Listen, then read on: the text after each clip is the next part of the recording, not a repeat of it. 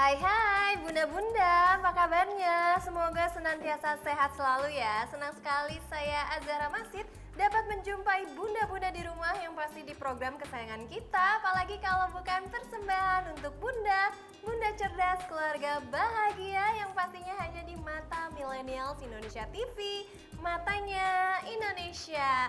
Selama 30 menit ke depan pastinya kami akan menyajikan informasi yang hangat, menarik, disertai dengan narasumber yang pastinya inspiratif.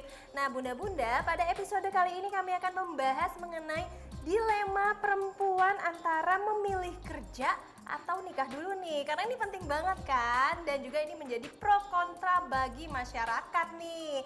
Nah, pertanyaan kapan nikah menjadi nightmare bagi anak-anak muda saat ini, terutama khususnya perempuan nih. Seolah perempuan akan lapuk dan tidak mungkin laku jika melewati usia 28 tahun.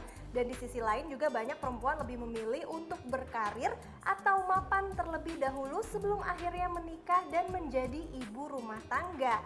Menurut sisi psikolog nih, sebaiknya membangun karir dulu atau menikah dulu ya. Dan di sini saya seperti biasa nggak sendirian, karena di sini saya sudah bersama narasumber yang pastinya inspiratif. Di sini ada Kadek Widya Gunawan. Halo Mas Kadek. Halo Mbak. Gimana kabarnya? Oke, puji Tuhan sehat ya. Sehat, harus sehat dan juga tetap semangat. Betul. Dong, ya kan? Nah, tadi kan kita ngomongin dilema nih, khususnya bagi perempuan antara memilih kerja atau menikah dulu ya. Nah, tapi kalau misalnya dari segi pandangan psikolog, ini adalah hal yang lumrah apa enggak sih? Oke, jadi memang ya dilema bagi anak-anak muda, terutama yang perempuan sekarang ini pasti dihadapkan dua pilihan yang besar ya, kayak tadi. Yang pertama itu apakah dia harus mementingkan karirnya dulu dan menunda untuk pernikahan, atau menikah dulu nih dan nanti ya mulai menjalani dari nol semuanya bersama pasangan. Jadi kedua hal ini memang sangat banyak ya perdebatan, apalagi di masyarakat kita gitu, di budaya timur gitu ya Mbak ya. Namun sejatinya gitu, yang manapun gitu di antara kedua pilihan ini sebenarnya ada keuntungan, ada sisi kurangnya masing-masing. Jadi ada kelebihan dan kekurangannya. Sehingga ketika kita memilih nih, apakah memilih untuk bekerja dulu, berkarir dulu, ataupun menikah dulu, sebenarnya itu perlu kita sesuaikan dengan diri kita, dengan mungkin values atau nilai-nilai yang kita pegang dalam hidup gitu. Nilai-nilainya seperti apa nih, Mas Kadek? Jadi semisalnya saja nih, ketika kita masih memegang nilai, keluarga gitu, maksudnya keluarga inti ya. Biasanya seorang perempuan yang dia memegang nilai keluarga inti, lebih-lebih lagi dia posisinya adalah anak tertua di keluarga itu. Ada rasa ingin membantu gitu keluarganya, entah dalam menyekolahkan atau membiayai adik-adiknya yang setelah dia gitu, ataupun ketika dia punya nilai bahwa ya seorang perempuan itu harus tumbuh, harus berkembang gitu kan, karena emansipasi ya. Berarti mungkin dia akan cenderung memilih bekerja dulu karena itu hal yang penting bagi dia. Di situ dia bisa mengaktualisasi diri sesuai dengan nilainya. Nah, atau sebaliknya, apabila bagi seorang perempuan dewasa, yang penting itu nilainya adalah berumah tangga, berkeluarga gitu, hubungan romantis, maka dia akan cenderung untuk memilih menikah dulu. Karena memang itu hal yang dia rasa dekat dengan dia dan dia nyaman untuk melakukan itu. Tapi pilihan yang manapun gitu, kita harus sadar dengan yang masing-masing pilihan ada konsekuensinya juga gitu. Ada hal yang harus kita tanggung juga dari setiap pilihan yang kita buat dalam hidup gitu Mbak. Berarti di zaman sekarang mau pilihannya apapun sebenarnya hal yang biasa aja selama tadi mengikuti nilai-nilai atau prinsip-prinsip yang ada di keluarganya, bahkan di diri sendiri gitu. Iya. Nah tapi sebenarnya kalau saya pandang sendiri nih khususnya, ada perbedaan nih antara penilaian terhadap laki-laki yang belum menikah dengan perempuan yang belum menikah. Padahal mungkin misalnya si perempuan ini mungkin masih dikategorikan usianya masih 28 tahun, masih 29 tahun, tapi itu hal yang berbeda ketika kita ngomongin dengan laki-laki. Laki-laki itu katanya mau usia 35 tahun juga nggak apa-apa, namanya juga laki-laki, seperti itu. Nah sebenarnya ini apakah memang karena budaya kita adalah budaya timur yang memang mengesampingkan perempuan, ya perempuan itu adalah harus menikah ketika usianya sudah cukup. Nah apakah seperti itu? Oke, jadi ya yang namanya budaya itu awalnya pasti ada gitu karena memang ada tujuannya gitu ya Mbak ya, karena seperti kita tahu ya secara biologis gitu usia atau kematangan reproduksi laki-laki dan perempuan itu beda, dimana yang perempuan mungkin untuk dikatakan bahwa ya reproduksinya itu matang ya jaraknya jauh lebih singkat daripada laki-laki, dimana laki-laki ya usia reproduksinya jauh lebih panjang. Dan pada perempuan kenapa dulu di budaya patriarki atau di budaya timur di kita memang ada tuntutan perempuan untuk menikah gitu lebih awal, karena ya memang ketika perempuan dikatakan memiliki anak pertama di usia 30 tahun ke atas gitu atau mendekati 40 tahun, itu resiko bahwa anak yang terlahir memiliki cacat bawaan itu jauh lebih tinggi gitu. Meskipun memang setiap kehamilan di usia berapapun ada resikonya masing-masing ya gitu. Nah tapi ya mungkin itu yang mau budaya ajarkan ke kita. Namun kita lihat sekarang konteksnya, kita di dunia yang udah sangat modern, kedokterannya udah jauh lebih maju gitu ya, sehingga ya memang pada dasarnya kebudayaan itu tidak bisa dipandang sebagai hal yang statik, tapi dinamis juga mengikuti perkembangan. Karena sekarang banyak juga kan yang menikah ketika di usia di atas 30 tahun, bahkan menunda punya anak dulu gitu. Nah tapi mereka pun gitu, karena mereka memilih bekerja, tentunya mereka juga punya sumber daya yang lebih untuk melakukan ya perawatan prakehamilan, konsultasi kehamilan yang lebih rutin gitu kan. Karena ya perempuan ketika mereka menikah ya kira-kira usia 28 atau 30 tahun ke atas ya pasti dari segi karir dia pasti udah mengeksplor ya pekerjaannya. Terus kadang ada di posisi-posisi yang cukup strategis. Dan juga ya ada kemandirian finansial, sehingga ya secara nggak langsung di situ akan membuat dia udah merasa cukup dengan dirinya, dan ketika memutuskan untuk menikah gitu, itu berarti emang dia sudah siap gitu, jauh lebih siap, dan memutuskan punya anak juga persiapannya juga jauh lebih, karena dengan ya sumber daya yang dimiliki di usia segitu dengan bekerja dulu, ya seorang perempuan ini ya pasti dikatakan bahwa untuk gaya hidupnya dia bisa mengadopsi gaya hidup atau lifestyle yang jauh lebih sehat gitu kan. Bisa merawat dirinya, sudah merasa bahwa ya ketidakstabilan emosional atau perasaan trauma, ketakutan di masa lalu mungkin sudah lebih banyak bisa terselesaikan gitu bagi dia, sehingga lebih ready memang. Sebenarnya fleksibel juga ya, tergantung si perempuan ini mau memilih menikah dulu kah atau misalnya tidak menikah dulu tapi misalnya mau bekerja dulu, dan semuanya itu masing-masing ada resikonya. Betul. Kebetulan misalnya kalau perempuan pengen nikah dulu berarti dia harus kehilangan semuanya pekerjaannya, kesempatan. tapi kalau misalnya si perempuan itu ingin melanjutkan karir seperti itu ya Mas Kadek, berarti dia harus ekstra berhati-hati untuk menjaga tubuhnya juga, apalagi zaman sekarang mungkin di zaman digital dan semua juga era sudah canggih, bahkan beberapa waktu lalu kan namanya juga ada namanya egg freezing ya. Nah itu sebenarnya apakah ada dampaknya nggak sih, mungkin kalau dari psikolog sendiri ya, kan sekarang udah maju, mungkin kalau kita ngomongin budaya patriarki yang zaman dulu itu kan bahkan tidak ada teknologi, semuanya juga harus diperhitungkan, jadi ada pembawaan dari seorang wanita, mungkin saya juga akan merasa yaudah saya harus nikah nih daripada kenapa-napa. Tapi dengan adanya kemajuan teknologi seperti sekarang ini kan, jadi kadang orang juga makin labil gitu untuk menentukan apakah ia ingin menikah atau tidak. Nah itu ada sudut pandangnya tersendiri nggak sih dari psikolog? Nah terkait dengan ya perasaan galau lah ya kita bilangnya ya, nikah kerja dulu ya memang semua itu ya pasti perlu pertimbangan gitu. Dasar pertimbangannya apa gitu. Nah sekarang kalau misalnya kita bahas kalau saya mau menikah dulu sebagai perempuan, saya mau menikah dulu nih karena itu hal yang mungkin saya tunggu-tunggu dari dulu gitu, dan kebetulan juga sudah ada pasangan yang dirasa cocok gitu kan. Nah kalau misalnya memang kita bisa bertemu gitu dengan pasangan hidup yang at least gitu, kriterianya bebas ya terserah kita, tapi at least 2 kriteria utama ini harus masuk gitu. Pertama, orangnya itu bertanggung jawab, dan yang kedua bisa diajak kerjasama gitu. Kenapa? Karena ibaratnya memulai rumah tangga itu kita masuk ke tahapan hidup yang baru, yang mana tantangannya, konfliknya gitu sangat berbeda ketika kita masih single atau masih berpacaran gitu kan. Dan bahkan gitu ketika hidup dengan pasangan kita, menikah gitu, kita hidupnya itu kan jangka panjang ya, maunya Betul. seumur hidup gitu. Semua orang ingin menikah hanya sekali gitu. Nah, tapi ketika memang pasangan kita itu ternyata satu, tanggung jawabnya kita masih ragu nih. Terus kalau diajak diskusi aja selama masa penjajakan atau berpacaran, ada masalah juga dia cenderung menghindar gitu. Betul. Ya kira-kira bayangkan saja gitu seperti apa nanti rumah tangga kita.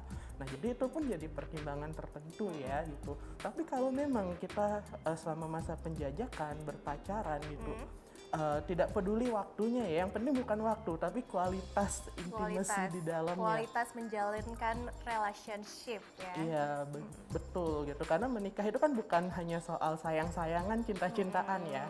Karena sejatinya cinta itu dalam rumah tangga itu baru pondasi rumahnya gitu. Nah, nanti kita harus bangun temboknya, belum lagi atapnya, belum lagi dekorasinya gitu kan. Nah, sehingga yang namanya cinta yang sebagai pondasi rumah tangga itu pun mungkin banyak yang tidak menyadari juga gitu. Apa sih cinta atau peta cinta kalian gitu dengan pasangan. Misal kalau kalian benar-benar bisa melakukan open discussion gitu, mungkin rekan-rekan gitu, mungkin Mbak juga dengan pasangan, bahwa ya Mbak tahu nih pasangan Mbak itu hal yang dia suka apa, tidak dia suka apa gitu. Kemudian Mbak tahu juga nih latar belakang keluarga, terus masa kecilnya apakah bahagia atau ada trauma. Kalau ada trauma, seberapa dia bisa terbuka dengan Mbak akan isu dia. Berarti kita mesti jadi detektif juga ya sebagai Betul, perempuan. karena kan kita nggak ingin ya kayak, oke, kita kenal, oh orangnya kayaknya baik, oke nikah. Tapi ketika baru menikah gitu, setahun gitu, 2 tahun kita baru kelihatan, kok orangnya seperti ini ya. Itu kan Ujung-ujungnya ada malah cerai kekecewaan. muda Iya, kan, banyak yang nikah betul. muda ujung-ujungnya cerai muda, itu kan yang harus dihindarin. Nah tapi kan kalau ngomongin masalah kelabilan perempuan nih khususnya kan, atau misalnya perempuan laki-laki yang pengen menikah tapi ternyata belum ditemukan juga nih jodohnya, misalnya setiap dia melakukan penjajakan sama orang lain kayak ada aja misalnya something miss lah, atau misalnya yang kayaknya dia bukan laki-laki yang aku cari deh selama penjajakan, atau bukan perempuan yang aku cari padahal udah siap nikah nih. Apakah itu dipengaruhi oleh faktor psikologi seseorang yang mana mungkin tipenya terlalu ketinggian kah? Atau memang benar belum menemukan jodoh, atau memang kita sebagai perempuan atau laki-laki yang siap menikah ya udahlah kita terima aja. Nah, itu ada baiknya seperti apa sih untuk Mas Kadek sendiri selaku psikolog? Jadi biasanya emang kalau kita ngomongin pernikahan atau relasi romantis ya itu emang seni ya, seni komunikasi dan bernegosiasi sebenarnya. Jadi kadang-kala nih kita udah deket dengan orang, kayaknya orangnya bertanggung jawab nih, terus diajak kerja sama bisa. Tapi kok kayaknya ada beberapa hal yang miss ya gitu. Nah, mungkin itu saatnya kita mulai membahas ya, ekspektasi kita dari pasangan apa, ekspektasi pasangan dari kita apa. Apa yang bisa ketemu, apa yang nggak bisa. Nah, kalau misalnya nggak bisa ketemu, apakah pasangan atau kita cukup open ya ketika pasangan menawarkan alternatif. Oke, aku nggak bisa kayak gitu, tapi aku mungkin bisanya kayak gini. Nah, bagi kita apakah kita sanggup hidup gitu dengan alternatif itu. Nah, itu kembali lagi. Sehingga memang ya masa penjajakan ini ya kalau bisa terjalin diskusi dan negosiasi yang nyaman, nah itu akan jauh lebih membantu ya untuk membangun rumah tangga yang lebih bahagia, harmonis, fulfilling kayak gitu. Berarti sebenarnya dalam masa penjajakan antara perempuan ataupun laki-laki dan sebaliknya itu memang harus ada komunikasi yang sangat terbuka. Kemudian harus saling open to open atau one on one gitu, harus ngomong kedua saat satu arah ya, berarti ya dua arah kan, sama-sama saling ngomong dan bahkan keluarga juga harus tahu, bener nggak sih? Iya betul gitu kan. Jadi ya bisa dimulai untuk ya berdua dulu, nanti kalau memang udah mau serius pasti masuk ke keluarga ya gitu. Tentu dengan keluarga kita juga ada yang kita sepakati dengan pasangan, apa yang menjadi mungkin konsumsi keluarga dari diskusi atau hubungannya, apa yang memang di keep di area privacy masing-masing gitu kan. Untuk sementara waktu kita akan break sebentar, pokoknya jangan kemana-mana, tetap di Persembahan untuk Bunda.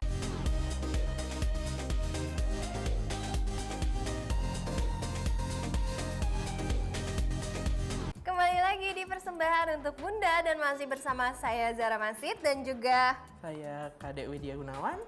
ya, nah tadi kan kita melanjutkan pertanyaan tadi nih, bagaimana kalau misalnya ada pertentangan ketika menjalankan relationship yang mana mungkin dia ingin menuju ke jenjang selanjutnya, tapi karena ada faktor lain jadinya tidak bisa melanjutkan. Ini kan adalah hal yang sayang banget gitu, dan ini juga banyak di Indonesia khususnya. Nah, kalau dari pakar psikolog sendiri gimana nih Mas Kadek? Oke, jadi memang pernikahan di budaya kita ya emang cukup berbeda ya. Keunikannya adalah di budaya kita, atau ya mungkin sebagian besar budaya timur ya, pernikahan bukan hanya penyatuan dua insan, tapi juga dua keluarga gitu. Sehingga ya sinkronisasi atau mungkin keselarasan ya di antara kedua keluarga itu pun menjadi hal yang penting gitu. Tapi sekali lagi balik lagi, kira-kira ketika memang ada pertentangan nih dari misalnya orang tua salah satu pasangan kita gitu, dari manakah kita akan menyikapinya? Nah, saat seperti itu jangan sampai nih satu pasangan ngambil keputusan atau merasa sendiri gitu. Kita memang harus menyadari bahwa oke, ini kita merasa cocok nih, kita ingin melanjutkan ke hubungan yang berikutnya, tapi ada pertentangan. Nah, sebisa mungkin kita harus melibatkan juga dong pasangan kita. Kita harus aware bahwa pasangan kita itu ingin dilibatkan loh dalam pemecahan masalahnya. Jangan sekali-sekali jalan sendiri. Biasanya sih yang cowok-cowok yang mikir jalan sendiri ini solusi terbaik gitu ya. Padahal kan enggak gitu. Karena ya rencananya mau maju ke tahapan selanjutnya, ada ganjelan gitu atau ada kendala, ya sudah dibahas gitu kira-kira maunya apa gitu. Nah, karena kan gak jarang juga ya ketika dari keluarga ada pertentangan, oh memang mereka berencana tidak mau tergantung dengan keluarga gitu. Ya mungkin ada di antara keluarga pun pasti nggak semuanya menentang ya, ada salah satu betul. salah dua gitu, ada aja yang mendukung gitu ya. Mereka menggunakan atau yang lebih dekat dengan yang mendukung gitu. Kalau menggunakan kesannya jahat ya gitu. Tapi memang lebih mendekatkan diri dengan yang mendukung. Terus bisa juga gitu bahwa ketika menikah mungkin tidak tinggal dengan ya orang tua atau dengan mertua, karena banyak juga yang nikah gitu kan belum punya rumah, mereka nggak apa-apa ngontrak dulu gitu kan. Karena ya memang kalau menikah di awal gitu di usia yang muda, misalnya baru lulus, baru bekerja terus langsung menikah, ya pasti ya kita punya niat untuk memulai dari nol nih dengan pasangan, atau bahkan bagi beberapa orang mulai dari minus gitu ya Mbak ya. Berarti sebenarnya ini tuh bukan menyatukan antara kedua belah pihak juga, tapi menyatukan antara kedua keluarga. Berarti ada baiknya ketika semua faktor di luar dari kita itu mendukung pasangan kita dong. Kalau misalnya sama sekali nggak mendukung, itu bisa akan jelek ke depannya. Seperti itu Mas Kadek. Oke, mungkin ya yang dimaksud jelek ke depannya itu adalah ya ada bisa, aja gitu ada masalah aja dari kendala, lingkungan, konflik gitu. konflik dari lingkungan Karena keluarga. tidak jarang di rumah tangga seseorang yang menimbulkan konflik itu justru mungkin mertua gitu ya. Iya betul. Kadang perempuan juga takut, aduh nanti mertua gue gimana ya, apakah baik atau enggak gitu kan. Karena kan mungkin kalau laki-laki kan biasanya yang membawa perempuan nih, tapi kan kadang perempuan yang semakin sekarang atau perempuan-perempuan yang karir woman gitu kan semakin selektif. Karena apa? Karena kita yang akan dibawa nih oleh laki-laki, apakah ya adalah orang yang bertanggung jawab kah? Apakah memang sudah sesuai dengan nilai-nilai kepala keluarga seperti apa gitu. Kadang kan seperti itu ya yang menjadi dilema khususnya buat perempuan-perempuan nih, bukan saya aja nih, mungkin mbak-mbak di rumah sana seperti atau buat bunda-bunda yang anaknya sudah memasuki gadis seperti saya khususnya, pasti kan akan dilema juga orang tuanya mikirin anaknya gitu Mas Kadek. Nah, dengan situasi yang demikian ya memang sesuatu yang dilematis itu selama kita masih bisa komunikasikan, ada baiknya kita komunikasikan ya, karena memang menyatukan dua keluarga dalam pernikahan itu ya itu bukan perkara yang mudah gitu, dan memang harus ada keberanian untuk memulai membuka pembicaraan, karena kita perlu tahu nih apa sih yang tidak disukai dari misalnya orang tua yang menentang gitu, apa yang membuatnya ragu gitu. Nah, ketika ada keraguan dan ternyata kita dengan pasangan masih bisa untuk make sure bahwa ya oke, ini akan berhasil loh. Ini kami bisa loh, kami jalani ini bersama meskipun kondisinya nanti minus gitu Yang kan. penting yakin ya, Iya. mudah-mudahan. Nah, tapi kalau kita ngomongin dilema juga kan sebenarnya faktornya banyak nih. Banyak sekali. Bukan cuma relationship doang, terus bukan cuma dari pihak sebelah sana gitu loh, bukan cuma apapun gitu yang menjadi jasa dari diri seseorang, tapi ada juga yang berupa material, misalnya Betul. kayak materi atau keuangan. Dan Keuangan. terkadang misalnya sebagai perempuan ini kan ada yang memilih untuk menikah dulu walaupun belum punya rezekinya, gampang deh nanti ketika udah nikah rezeki ada kok gitu. Tapi ada juga yang dari awal tuh udah mempersiapkan, oh kita kumpulin uang dulu nih, baru kita bisa menikah. Sebenarnya lebih penting mana sih misalnya, ataukah memang ya udah jalanin aja, kalau memang udah siap, udah yakin, ya udah nikah aja gitu. Kalau memang pertanyaannya antara persiapan atau menjalani saja gitu ya. Memang segala sesuatu ada baiknya kita punya persiapan, meskipun minimal ya gitu. At least ada yang udah kita pikirkan, kita rencanakan gitu. Karena biasanya kalau memang kita majunya modal nekat ya gitu, tanpa ada pertimbangan, oke nanti udah nikah, terus bahkan belum kepikiran nih, belum punya pekerjaan, main nikah aja, terus nggak kepikiran mau nyari kerja apa misalnya gitu. Nah itu kan jadi kendala ya gitu. Dan nah itu kan berarti ya kita meskipun menikah itu, orang menikah kan maunya mandiri ya Mbak ya gitu kan. Tapi ketika tanpa persiapan sedikit pun dari kitanya, ya kita menikah, kita tetap dihidupi oleh orang tua gitu ya. Kalau bisa itu yang kita minimalkan gitu. Nah tapi kalau menanggapi nih, khususnya sebagai perempuan kan kebanyakan tuh kan perempuan ya dibandingkan dengan laki-laki gitu. Mengatasi dilema pro dan kontra dari lingkungan sekitar, mungkin penuh dengan tuntutan ataupun tekanan, khususnya kayak kenapa nggak nikah aja sih gitu kan, udah kerja gitu. Atau misalnya udahlah maksudnya kerja dulu aja. Ada kan mungkin yang dari keluarganya memang belum diperbolehkan nikah dulu karena mungkin melihat karirnya lagi oke nih, jadi sayang kalau misalnya nikah dulu. Nah bagaimana khususnya buat muda-muda di rumah mungkin yang punya anaknya udah gadis gitu, udah siap, dirasa sudah siap menikah, bagaimana harus menanggapi pro dan kontra dari faktor eksternal atau dari masyarakat sekitar, mungkin dari tetangga sebelah ya kan. Omongan tetangga itu menjadi tetangga, momok ya dalam betul. pernikahan dan keluarga gitu. Jadi sebenarnya sih memang ya satu-satunya cara ya gitu, sebagai seorang individu gitu, kita tidak bisa mengendalikan atau mengontrol ya orang lain, lingkungan sekitar gitu. Nah kalaupun kita mencoba mengontrolnya, itu hanya akan membuat kita makin terbebani karena pasti gagal gitu. Satu-satunya yang bisa kita kontrol adalah ya diri kita dan cara kita merespon. Nah gimana cara terbaik merespon?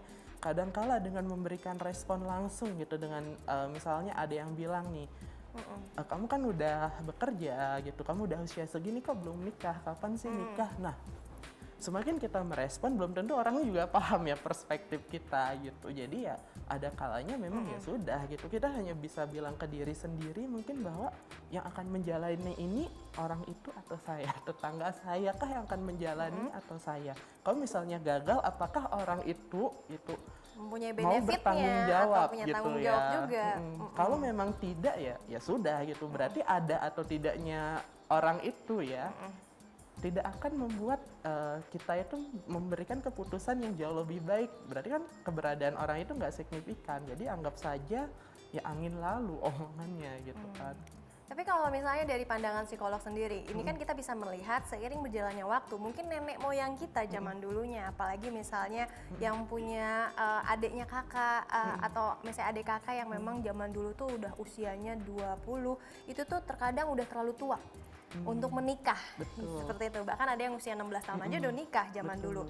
Tapi mungkin mereka ketika seiring berjalannya waktu, sudah merasakan namanya kerja, sudah merasakan yang namanya emansipasi seperti saat ini, malah banyak sekali wanita bahkan di daerah-daerah yang ada di Indonesia itu semakin paham akan pentingnya misalnya bekerja dan juga pentingnya juga untuk menikah, tapi dengan usia yang ideal. Nah, apakah ini ada faktornya mengikuti perkembangan zaman atau memang sudah melek akan dunia untuk perempuan itu sudah emansipasi seperti itu atau seperti apa? Oke, biasanya sih memang faktor perkembangan zaman itu ada pengaruhnya. Kenapa? Karena kayak tadi ya, mungkin teknologi, akses informasi jadi cepat gitu. Kalau dulu mungkin di kota besar perempuan-perempuannya sudah paham akan emansipasi, tapi di daerah-daerah mungkin belum gitu, karena akses informasi di zaman dulu itu sangat lambat dan tidak merata. Kalau sekarang kan cepat ya, informasi itu di genggaman tangan kita ya, sejauh ujung jari lah gitu katanya.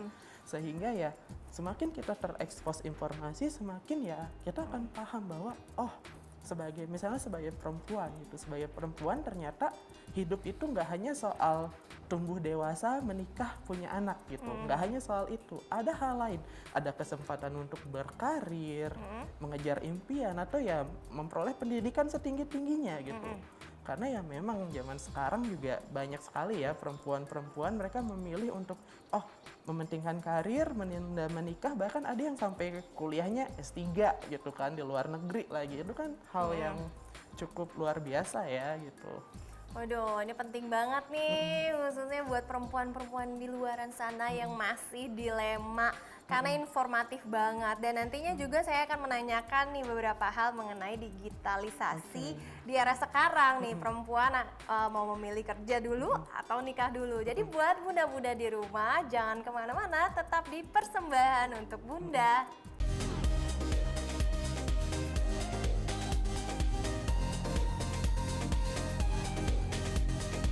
Terima kasih bunda-bunda di rumah masih setia di Persembahan untuk Bunda dan masih bersama saya Zara Masid dan juga Kak Dewi Dia Gunawan. iya Mas Kadek. Nah kita kan ngomongin perkembangan zaman seputar emansipasi. Jadi perempuan-perempuan ini sudah melek akan dunia, sudah melek akan pentingnya juga bekerja gitu. Bukan hanya laki-laki aja nih. Tapi sebenarnya dari segi faktor psikologis gitu, apakah ada korelasinya dengan informasi yang mereka dapatkan dari gadget misalnya ataupun dari internet sehingga lebih melek media gitu, melek real life-nya seperti apa sih gitu. Oke, jadi memang ya informasi itu pasti berpengaruh ya, terutama gadget ya sekarang ada banyak. Tapi ya kalau kita berbicara soal pengaruh digitalisasi ya itu memang pisau bermata dua ya. Ada sisi positif, sisi negatif pasti ya juga ada gitu. Nah, kalau kita berbicara soal keseharian gitu, kalau misalnya dulu ya, kalau kita balik lagi zaman dulu gitu, orang bilang zaman nggak enak ya, zaman ketika uang 500-an kertas itu masih gambar orang hutan gitu ya. Nah itu kan zaman ketika ya mungkin banyak perempuan di masa itu kayak oke, lulus SMA memutuskan menikah gitu atau ya bekerja serabutan lalu menikah gitu kan. Nah tapi kalau sekarang gitu banyak sekali bahkan orang tua yang memberikan kesempatan lebih loh kepada anak perempuannya. Oke, kamu sekolah yang tinggi gitu. Kamu nggak apa-apa kamu mau S2 di luar negeri, S3 gitu. Bahkan orang tua ada yang bahkan memotivasi anaknya melakukan itu. Kenapa? Karena selain perempuan yang masih muda juga mulai sadar ya dampak dari ketika seorang perempuan memiliki pendidikan yang lebih tinggi itu akan berdampak sekali pada nanti anaknya, tingkat kecerdasannya dan cara dia untuk merawatnya.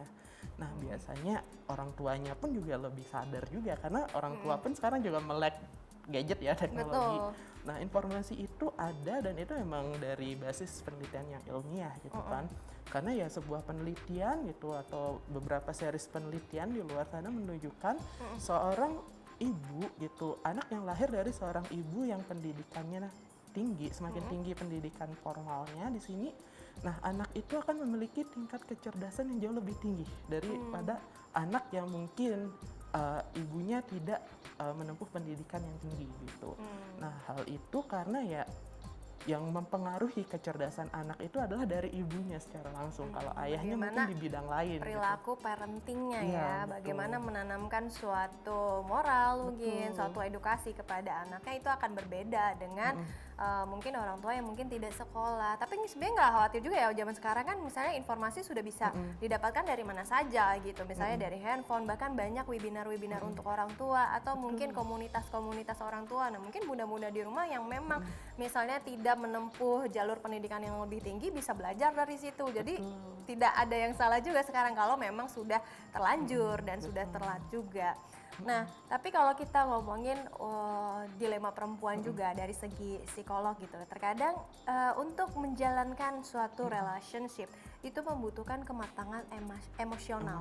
Nah, ini kenapa? Dan ada nggak sih misalnya faktornya dan juga dampaknya, misalnya dari dilematis seorang perempuan ini untuk memilih nikah ataukah kerja dulu gitu. Oke, jadi memang kematangan emosional itu yang mungkin akan membantu ya seorang perempuan itu untuk memilih ya jalur mana sih yang dirasa paling pas untuk dia. Nah, kematangan emosional itu apa sih? Kematangan emosional biasanya dipengaruhi oleh beberapa hal. Misal, satu, seberapa kita bisa berempati ya gitu dengan mungkin situasi, dengan lingkungan. Seberapa kita menyadari bahwa dari lingkungan ini apa sih yang menurut saya penting dan bisa mempengaruhi saya dan apa yang memang hanya akan memberikan pengaruh negatif. Jadi diambil yang positifnya gitu. Nah, selain itu empati ini juga membantu kita untuk lebih mengenal ya apa yang kita mau sebenarnya. Jadi kita berempati, kita bisa merasakan situasi orang lain gitu, tapi di satu sisi kita juga bisa related dengan diri kita. Nah, itu kematangan emosionalnya. Nah, selain empati itu, kematangan emosional juga dicirikan gitu dengan adanya ya kita bisa merasa lebih dekat dengan tadi ya values kita. Values kita apa, kita akan menempuh jalur yang memang sesuai dengan values kita. Karena semakin kita menyimpang dari values itu semakin perasaan batin gak ya nanti nyaman. takutnya dan juga malah tidak nyaman juga dengan Betul. pasangan. Berarti memang perempuan-perempuan di sana nih dan juga mungkin bunda-bunda yang mempunyai anaknya yang sudah dewasa, nah harus mempunyai value dan juga prinsip-prinsip hidupnya itu seperti apa dan harus sesuai ya setidaknya dengan nilai-nilai hidup yang si perempuan ini jalankan gitu supaya tidak akan berefek apapun. Tapi kalau kita ngomongin psikologisnya nih, mungkin kalau saya tahu nih jawabannya, biasanya kan apa yang menjadi faktor utama perempuan itu lebih memilih berkarir daripada menikah. Kalau saya mungkin tahu nih jawabannya, tapi mungkin kalau dari kacamata psikolog, misalnya menurut psikolog sendiri kan ada bedanya ya, misalnya menurut surveinya atau risetnya dan segala macam. Kira-kira gimana sih misalnya kebanyakan perempuan sekarang di zaman sekarang itu lebih memilih bekerja dulu dibandingkan dengan menikah? Iya, biasanya sih memang ada beberapa faktor yang mempengaruhi ya gitu. Nah, jadi beberapa ahli itu juga memberikan pendapat bahwa apa sih yang mendasari seorang perempuan memilih berkarir dulu kah atau bekerja dulu kah? Yang pasti yang pertama itu kesempatan ya. Atau ya kita menyebut kesempatan ini sebagai privilege gitu. Kadang privilege ini datang dari keluarga, kayak tadi orang tua justru mendukung gitu. Kalau memang diberikan kesempatan ya kenapa enggak? Asalkan memang kita juga merasa nyaman menjalaninya gitu. Itu yang pertama. Terus yang kedua gitu, kalau misalnya kita nggak ada kesempatan seperti itu, lalu apalagi sih ada yang mempengaruhinya? Biasanya adalah ya apakah kita sudah bertemu orang yang kita rasa tepat atau enggak gitu. Karena ketika orang memutuskan untuk bekerja dulu atau menempuh pendidikan yang lain dulu, itu kadang memang sesederhana seperti saya merasa belum bertemu orang yang tepat gitu. Nah, orang yang tepat itu seperti apa? At least gitu, kita menyadari bahwa meskipun orangnya nggak perfect banget sesuai dengan kriteria kita yang kadang mungkin banyak ya gitu. Ya at least itu dia bisa membuka diri untuk bernegosiasi, bekerja sama. Dia orang yang bertanggung jawab, itu sudah at least cukup lah gitu. Karena yang lainnya kan bisa kita diskusikan, negosiasikan, cari bareng-bareng gitu. Nah, pokoknya buat perempuan-perempuan di sana jangan dilema ya antara memilih kerja dulu ataupun menikah dulu. Karena ternyata banyak hal ya dan itu tergantung dari kesepakatan ataupun nilai-nilai dan juga value ataupun prinsip hidupnya itu seperti apa dan ini tidak disalahkan. Dan misalnya bagaimana menyikapi pro dan juga kontranya, ya orang-orang atau tetangga sebelah juga nggak ada benefitnya ya, gitu nggak ada ya. kepentingannya. Yang penting ya udah terserah kalian nih mau kerja dulu atau mau menikah dulu. Kalau saya sih kerja dulu ya. Tapi nggak berasa nih Mas Kadek, ternyata kita sudah di penghujung acara. Artinya kita sudah 30 menit nih. Tapi ternyata bahasannya informatif sekali dan sebenarnya masih banyak nih pertanyaan yang ada di kepala saya yang belum tersampaikan. Tapi sebenarnya keseluruhannya ini penting banget nih khususnya untuk bunda-bunda di sana mungkin yang ingin memberikan wejangan atau nasihat kepada anaknya mungkin sudah gadis ataupun sudah beranjak dewasa. Jadi tidak salah pilih ya dan juga butuh suportif dari keluarga yang paling penting dalam menanamkan prinsip hidup kepada anaknya. Dan jangan lupa untuk saksikan terus persembahan untuk Bunda di episode lainnya yang gak kalah menarik daripada episode hari ini. Saya Zara Masid bersama dengan Kak Dewi Dia Gunawan. kami pamit undur diri. Bye-bye.